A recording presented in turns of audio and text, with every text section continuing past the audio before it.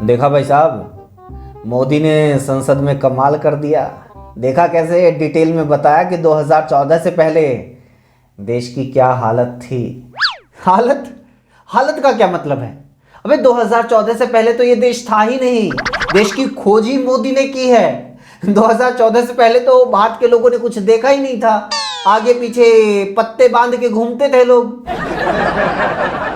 आग से लेकर पहिए तक का आविष्कार पीएम बनने के बाद बस मोदी जी ने किया है। 2014 से पहले ना देश में मोबाइल फोन थे, ना टीवी था, ना कार, ना बस, ना एयरपोर्ट, ना मेट्रो, ना ट्रेन। बस एक प्लेटफॉर्म था जहां मोदी जी चाय बेचा करते थे। ना देश में सड़क थी, ना हाईवे, ना अस्पताल, ना एम्स, ना स्कूल, ना कॉलेज। बस एक यूनिवर्सिटी थी जहां से मोदी जी ने एंटायर पॉलिटिकल साइंस में एमए की थी। हाँ, वैसे भी देश में था क्या? बाकी छोड़ो, लोगों के घरों में शौचालय तक नहीं थे। शौचालय? भाई, लोगों के पास खाने के लिए दाने नहीं थे। जब पेट में कुछ जाएगा ही नहीं तो शौचालय बनवा कर क्या उसमें लूडो खेलते? कुछ कहते रहो। मोदी ने राहुल गांधी की तो बोलती बंद कर ही दी। उसका तो करारा जवाब दिया ना। कौन सा जवाब?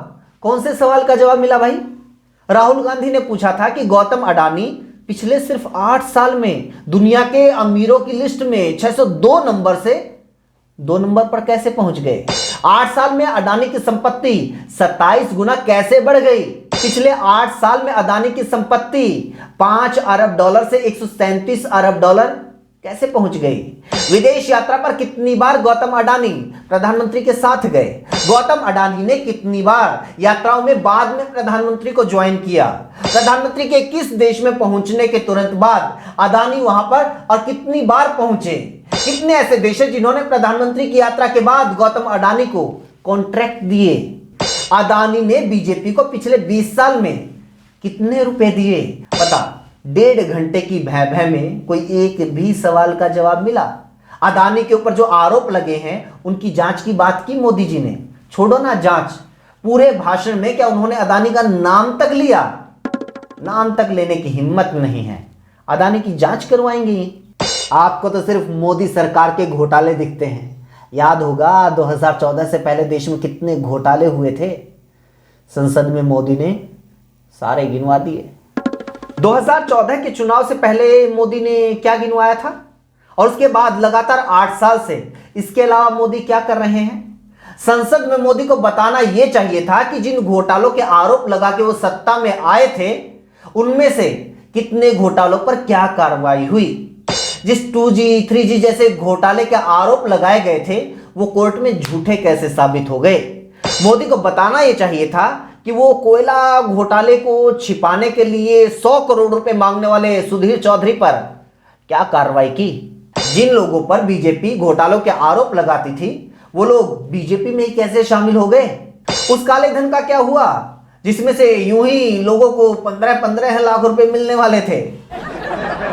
उन काले धन वालों पर क्या कार्रवाई हुई जिनका काला धन विदेशी बैंकों में बंद था। मोदी सरकार के दौरान स्विस बैंक में जमा भारतीयों का रुपया डबल कैसे हो गया, इसका जवाब देना मोदी जी। कब तक 2014, 1947, नेहरू और मुगलों के नाम पर बनाते रहेंगे। आप लोग कितने भी आरोप लगाते रहो, मोदी पर जनता को भरोसा है। जनता चुनाव में अपने आप जवाब दे देगी। जनता अपने आप बता देगी कि मोदी पर लगने वाला एक एक आरोप झूठा है। मतलब सारे आरोपों का जवाब चुनावी हार जीत से ही मिलना है। तो फिर एक काम करो, ये police, CBI, ED, IT, SEBI, थाने, चौकी, संसद सबके ऊपर ताला लगा दो। इसकी जरूरत ही क्या है। घपले घोटालों से लेकर लूट हत्या तक के सारे फैसले इसी हिसाब से होने चाहिए। जिस किसी के ऊपर कोई भी आरोप लगे तो जनता की वोटिंग करवा लो। जनता आरोप को सही माने तो फांसी, अगर नहीं माने तो अडानी बना दो। अगर जनता के जिताए हुए नेताओं, जनता की चुनी हुई सरकार पर कोई आरोप नहीं लगाना चाहिए, उसकी कोई जांच नहीं होनी चाहिए, तो फिर मोदी सारी जिंदगी मनमोहन से लेकर नेहरू तक के ऊपर क्यों आरोप लगाते आए हैं। उनकी सरकारों को क्यों कोसते आए हैं। उनको भी तो जनता ने चुना था ना। उनकी सरकार भी तो जनता ने वोट देकर बनवाई थी। अगर चुनी हुई सरकारों और प्रधानमंत्रियों पर सवाल उठाना गुनाह है तो सबसे बड़े गुनहगार तो मोदी हैं।